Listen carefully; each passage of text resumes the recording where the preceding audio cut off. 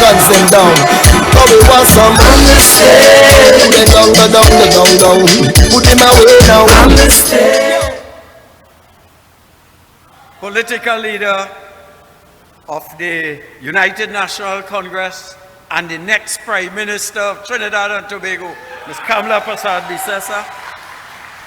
My colleague, members of Parliament, our councillors, I see a number of chairmen here, brothers and sisters of the United National Congress. I can feel it in my bones that we have the PNM on the ropes. They're tizzic with blows. They're reeling from counter punches and uppercuts. And ladies and gentlemen, shortly, whenever elections are called, we're going to beat them, bazodi, licks all over the place. I must say that I'm happy to be in the constituency of my spiritual daughter. She wouldn't acknowledge that, but she's my spiritual daughter, Miss Anita Haynes. Give her a round of applause.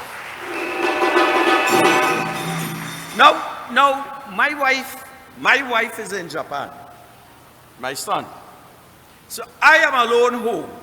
I got up yesterday morning at peace with everybody, not interfering with anything at all, and drinking my coffee, only to pick up the Guardian yesterday and hear a certain director of the School of International Relations attacking my political leader. Well, whoever attacks Kamla Persad-Bissessar attacks all of us in the UNC, and they attack me. Hear what this, and they call him an international relations expert. I know the fella. Hear what he said to get me blasted vex. He said, Kamla Persad-Bissessar was completely out of place in jumping into this matter, and he's referring to the fact that she wrote a letter to the Prime Minister of Barbados, Mia Mottley, seeking a full inquiry into the abduction of TT arms dealer Brent Thomas following his arrest in Barbados last October. We want to say tonight that Kamla Persad-Bissessar was 100% right to write Mia Mottley.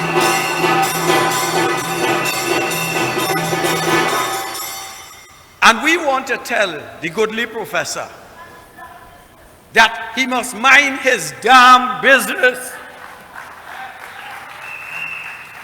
He has no right to tell the leader, our leader, who represents close to 400,000 citizens, that she has no right and she was out of line to write Mia Mottley. Mad and crazy. And so I want to say tonight that Kamla Persad-Bissessar was right to request a full inquiry into the Brent Thomas abduction. She acted consistent with modern international relations practices. She acted in the interest of our democracy and in the face of Rowley's silence. So, if Rowley is not talking to us, if he's not enlightening us on the abduction, quote unquote, who else can we resort to but our leader, Kamla Persad-Bissessar, to get the information? You know, and this brings me to a little question. Why is everybody scared of Rowley? My colleague, the Arnold Ram MP, say, where is the Law Association standing up for our democracy? Where is the president? When I was reading the nonsense in the Guardian, I was hoping, you know, I did it in a cotton shirt. I wanted to have silk because they're giving away silk all over the place. Why is the presidency is under the control of Dr. Rowley? The Chief Justices, the Calypsonians are, the Chambers of Commerce, the powerful ladies of Trinidad and Tobago, and even the IRO, the spiritual people we look up to for guidance and to support us. Now, Rowley is saying,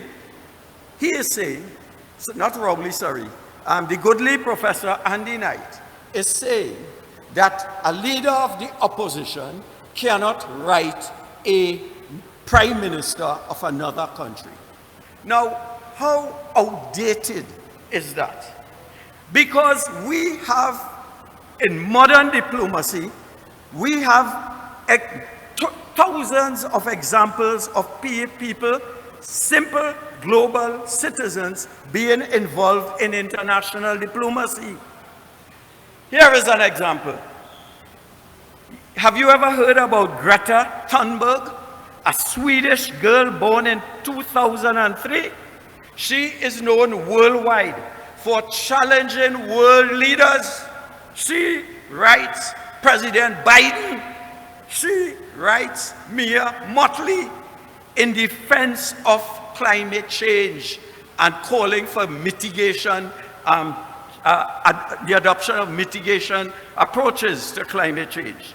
If she could write world leaders, why can't our Kamala Persad-Bissessar write Mia Mottley in pursuit of our interests and our democracy? Former U.S. Ambassador to the UN, Bill Richardson, who previously helped a former U.S. Marine to get out from Russia. He visited Moscow. This is not a government minister going to Moscow. This is a past U.S. ambassador going to Moscow to plead for the release of Brittany Griner. Remember her, the basketball player, tall girl, an independent citizen from the United States going to Moscow to plead. And this Andy Knight saying that my leader cannot write Mia Mottley. Well, he's fast and out of place. And you know something? He was the director of the School of International Relations in Trinidad and Tobago. And he left or was fired or resigned or his contract was finished. He's now in the University of Alberta. And the question I ask him, why do you remain in Canada and lecture us who feel the viciousness of the Rowley regime? You cannot enjoy the good life in Canada and lecture us, those of us who remain in Trinidad and Tobago.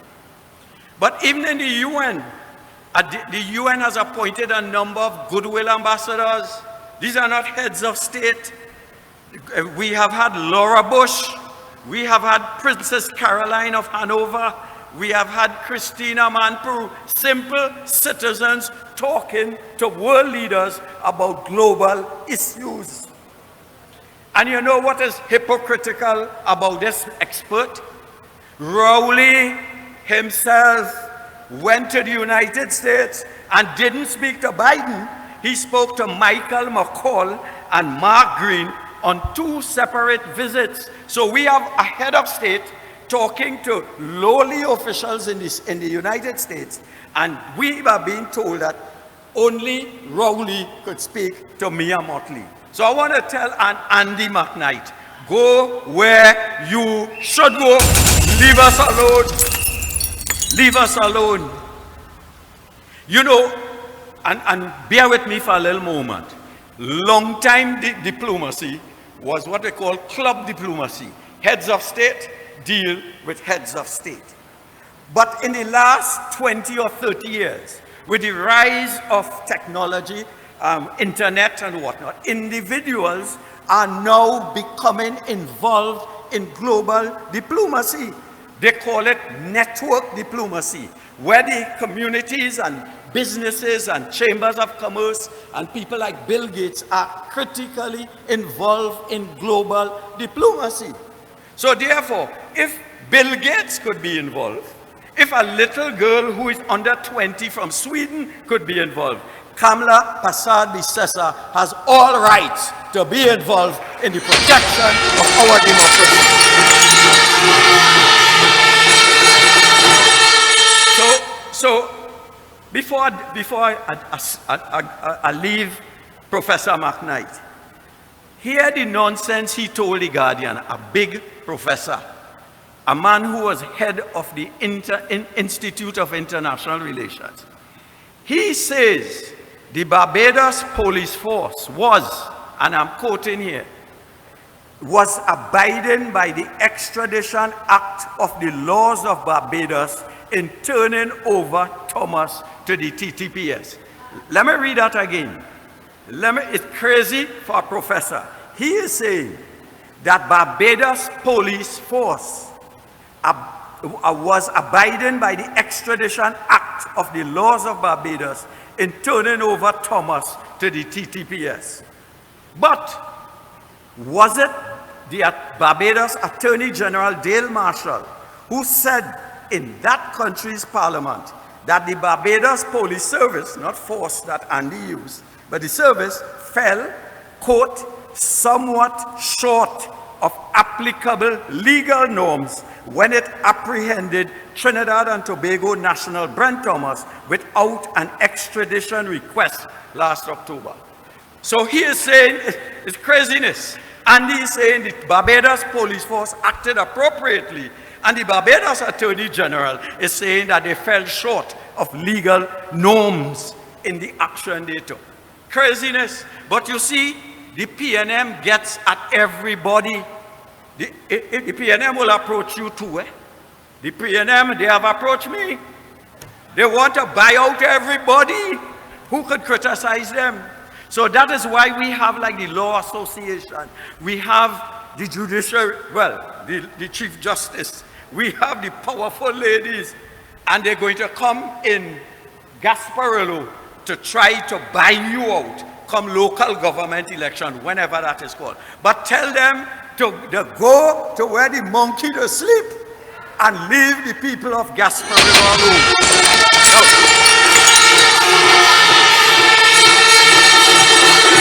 Now, you know, I can't leave without talking about something that is close to my heart. Right? Councillor Meru warned me before I come up. Talk about Balize House. That monument of corruption. That monument of opulence.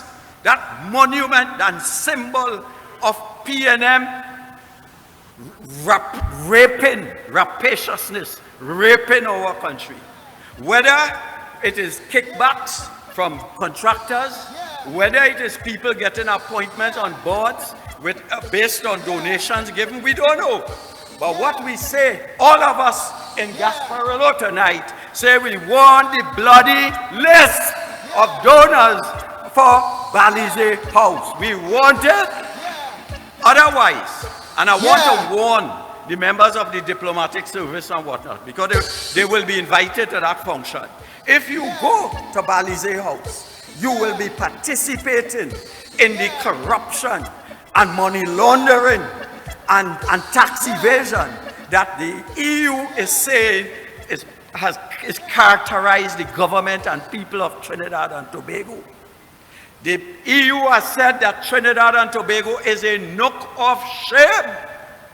And yet Rowley goes all over the world posing as a prime minister, and they deal with him in diplomacy out of politeness. So ladies and gentlemen, the die is cast. We have our leader, Kamla Prasad Bisesa.